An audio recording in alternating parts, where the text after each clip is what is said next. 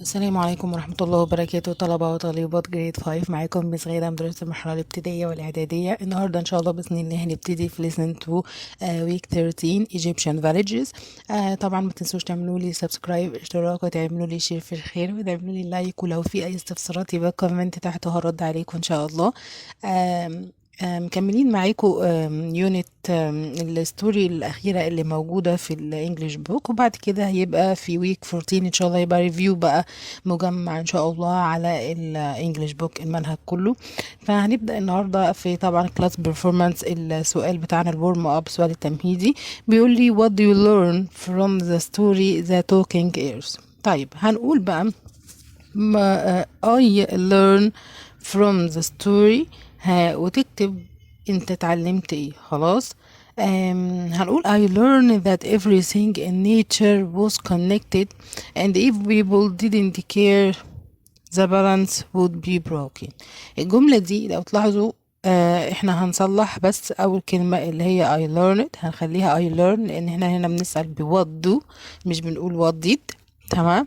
لو في الماضي يبقى هنتكلم الفيربس بتاعتنا في البود. طبعا كاتبه لي هنا في الباست عشان الجمله دي انا خدتها من التكست من الستوري، لما قلنا ان بيلي في الاخر اتعلمت ان النيتشر كل حاجه فيه في الطبيعه هي متصله ببعض connected and if people didn't care. لو الناس ما بدأوش يهتموا بالنيتشر، ايه اللي هيحصل؟ البالانس، التوازن اللي ربنا خلقه لنا، ايه اللي هيحصل له؟ would be broken، هيختل. خلاص.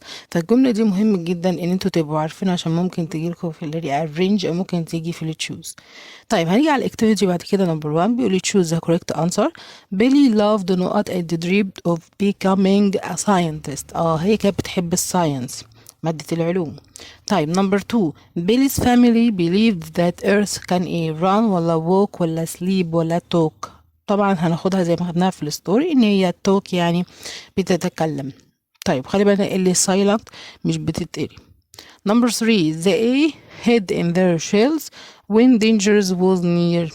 ايه هما اللي بيستخبوا في الصدفة بتاعتهم او كوكب، قصدي سوري، الشيل بتاعتهم، او لما بيحسوا ان في خطر قريب منهم؟ التيرتلز ولا الرابتس ولا الهورسز ولا الكاوز؟ طبعا التيرتلز اللي هما الايه، السلاحف. طيب بعد كده السؤال اللي بعديه بيقول لي the A was full of strange sound. ايه هو المكان اللي بيبقى فيه اصوات غريبة strange؟ river ولا swamp ولا canal ولا sea؟ هو السوامب طبعا زي ما احنا اخدينه في الستوري، يعني المستنقع. طيب نمبر 4 بيقول لي Billy struggled to نقط in the Everglades. طيب هي struggled to ايه لما راحت Everglades؟ كانت struggled to swim ولا escape ولا survive ولا travel؟ طيب struggled to يعني كانت بتناضل علشان ايه اللي يحصل لها جوه الايه، المكان دوت. احنا واخدين verb survive يعني بتنجو بنفسها او بتحاول ان هي تتكيف على المكان دوت، فهو ده الفيرب المناسب. وطبعا الفيربس كلها جايه في الانفينيتيف عشان في تو، احنا قلنا بعد تو لازم الفيرب ينزل ماله في المصدر بدون اضافات. swim يعني يسبح، escape يعني يهرب، travel يعني يسافر. لا، هو ما فيش حاجه من الثلاثه دول، الفيرب المناسب هو survive. طيب نمبر 5 Billy learned to fish and make a fire. draw اتعلمت انها ترسم، ولا catch تصطاد، ولا buy تشتري، ولا send ترسل؟ لا، هي catch يعني بتصطاد. طيب نيجي على activity number 2 بيقول لي complete with the text with words in the box. طبعا هنقرا الكلمات اللي موجودة الأول في البوكس ونبتدي نكتبها في الباراجراف بعد ما نقراه. أول حاجة alligators، احنا قلنا alligator اللي هم التماسيح. survived لسه عاملين الفيرب ده قايلين معناها فوق، اللي هو معناها تنجو.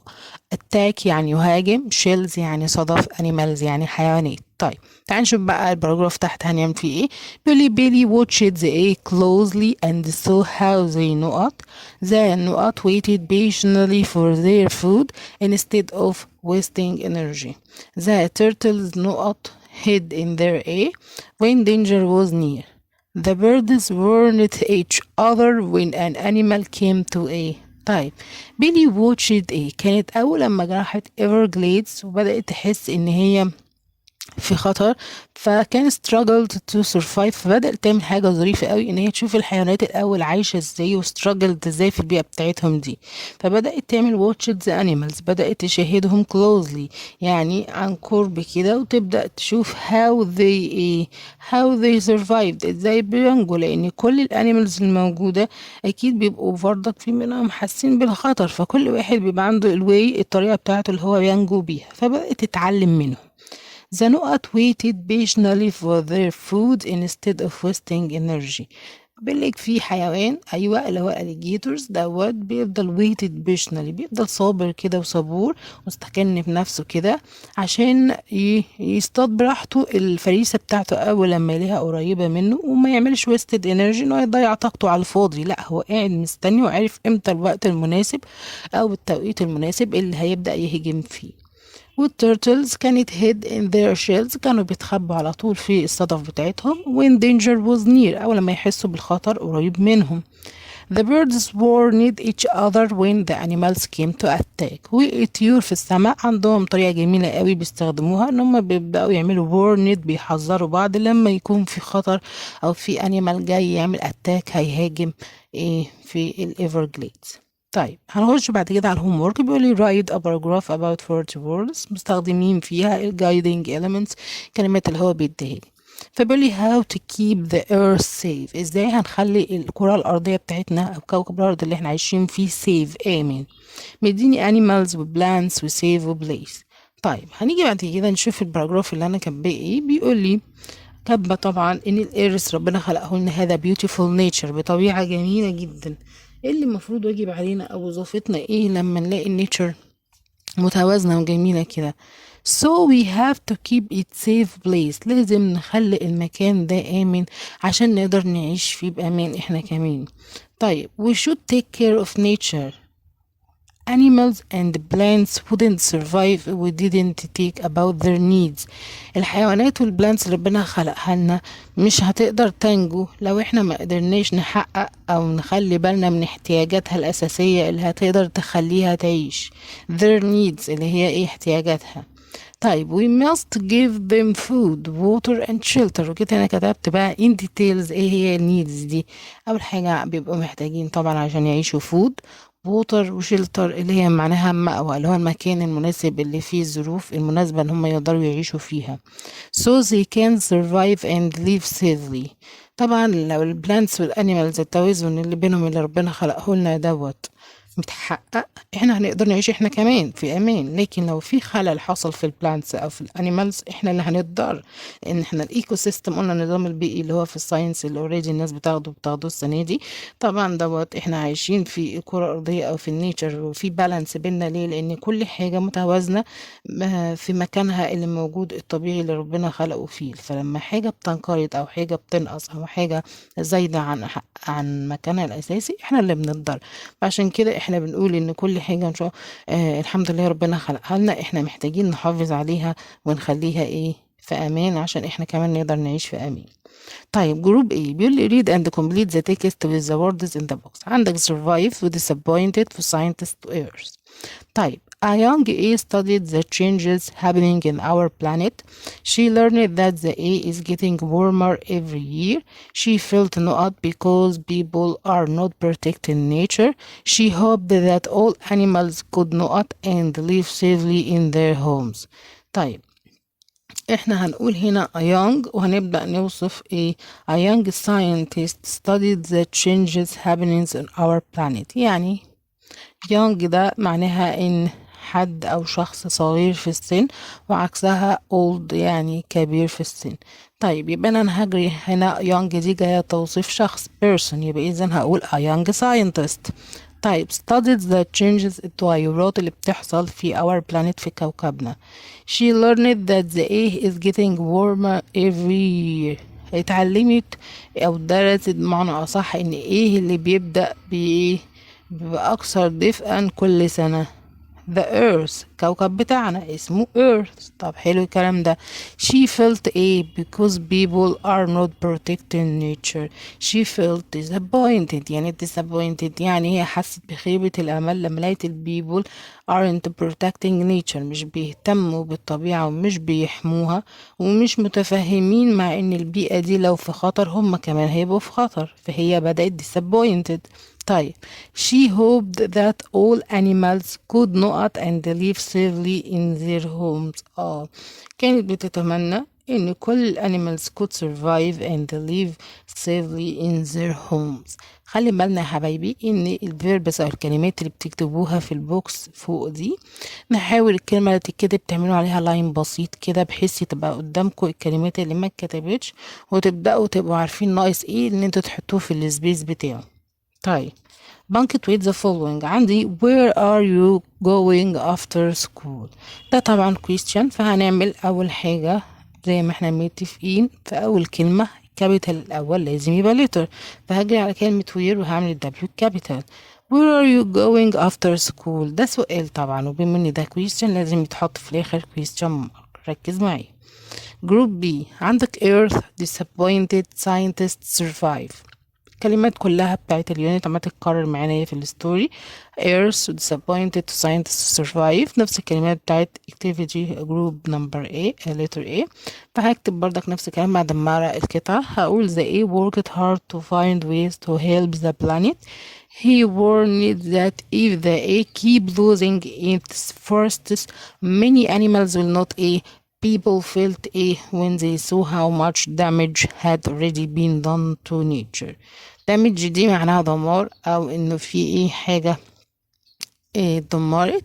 فهنيجي نقول فوق برضك نفس الكلام، كلمة حتى زايد اهي في البوكس تحت scientist يعني العالم، worked hard يعني عمل بجد to find ways ان هو يجد او يكتشف طرق ان هو يساعد بيه الكوكب بتاعنا. he warned that if the بدأ يحذر if the earth keeps losing its forests لو الأرض بدأت تفقد الغابات بتاعتها والحيوانات بتاعتها will not survive مش هتنجو خلاص. وبيقول لي people felt طبعا felt دي الماضي بتاع feel اللي هو الباست فورم بتاعه، فهنا هتبقى felt برافو disappointed. بدأوا شعروا بالdisappointed بخيبة الأمل زي ما احنا قلناها when they saw how damage had already been done to nature لما بدأوا يحسوا بالدمار اللي بدأ يحصل للnature around them حواليهم. نيجي بعد كده على البانكيت بيقول لي she bought apples oranges and bananas. هنا في جملة sentence. طيب هنيجي نعمل اول حاجه اول كابيتال اول لتر هيبقى كابيتال اللي هو الاس، بعد كده هنيجي على apples oranges bananas. طبعا في 3 examples ونورت لما يبقى في more than one examples لازم هنحط كوما. تمام هنا في 3 يبقى هنا هنحط 2 كوماز، واحد بين الاتنين والاخير هنحط before and كوما خلاص، وفي الاخر هنحط فول ستوب لان دي سنتنس عاديه جدا مش سؤال ولا ولا جمله تعقب ولا حاجه. طيب نيجي نخش على جروب سي بيقول لي read and complete بردك. هنقرا الوردز اللي موجوده في البوكس. بيقول لي hotting survive swamp alligators in the dark نقط the air was thick and humid slid silently through the water their eyes glowing in the moonlight the نقط of an owl echoed in the distance 2 نقط here one needed courage caution and sharp instincts. تعالوا نشرح بقى ايه الكلام ده. بيقول لي in the dark يعني في الليل المظلم او في المستنقع المظلم the air was thick and humid يعني حاجة رطبة كده خلاص. بعد كده بيقول لي ايه هما اللي slid silently through the water بينزلوا كده في هدوء وفي صمت كده في الووتر محدش بيحس بيهم with their eyes glowing in the moonlight وعينيهم بتلمع في الضوء بتاع القمر. طيب the نقط of an owl echoed in the distance ايه هو بتاع الاولز اللي بيعمل صدى صوت كده هو في الفضاء بتاع النيتشر الاول. طيب الاول الصوت بتاعه احنا قلنا اسمه hooting. طيب يبقى the owls hoot of an echoed in the distance two نقط here one needed courage وcaution وsharp instincts. عشان تبقى survive في المكان دوت لازم يبقى فيه ايه؟ عندك شجاعة courage وcaution ان انت تبقى حذر، وsharp instincts يعني غريزة حادة، الغرائز بتاعتك يعني تبقى وانت مثلا ماشي في المكان ده حاسس بكل اللي بيدور حواليك. يبقى اول حاجة هقول in the dark swamp، قلنا swamp يعني مستنقع. تاني حاجة هتبقى alligators هما اللي slid silently through the water. بعد كده هقول the hooting of an owl اللي هو الصوت بتاع البومة. بعد كده هقول to survive يعني عشان تنجو أو تعيش وسط المكان دوت لازم يبقى عندك courage شجاعة وكوشن حذر وشارب instinct يعني غريزة حد. طيب بانكت ويت هنيجي نقرا الأول. بيقولي can you help me with this task. طيب can ده طبعا سؤال من غير ما نبدأ نفكر حتى.